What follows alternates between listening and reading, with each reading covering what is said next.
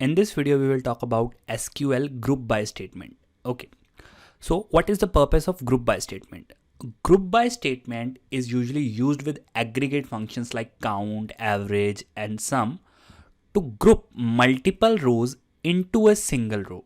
Okay. Or you can say into a summary row. Okay. Now, what does it mean? We will see with the help of an example. So here I have the employees table, and here in the employees table, you can see we have a gender column. Okay. So here in the gender column, we have two values, male and female. Okay. Now I will group this result set using this gender column. Okay. So I'll just edit this. And here in the query, I will write select star from employees. And here I will write group by and then the name of the column, that is gender. Okay. So I will just run this query and we'll see the result. So here you see something very strange. We only get two results, okay? But in the employees table, we have a lot of people. So what this query gives, it gives only the first male employee and only the first female employee, okay?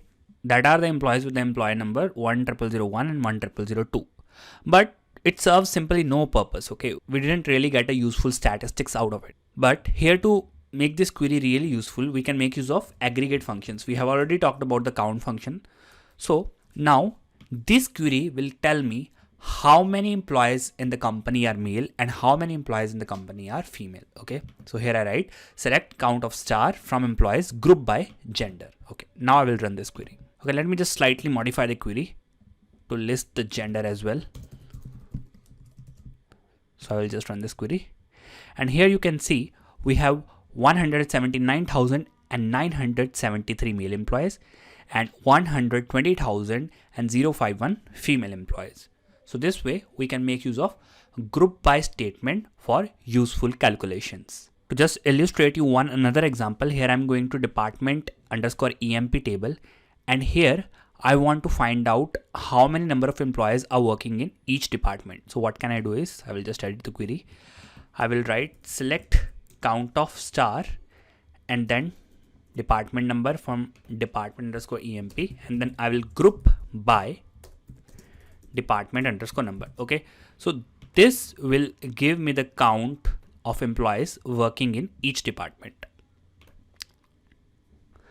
You can see from departments D001 to department D009, we have the count of the employees. But just make sure that for a single employee, we can have multiple rows in this one. So the count is not so accurate because the same employee might be working in different department in different durations. So that's all about the SQL group statement.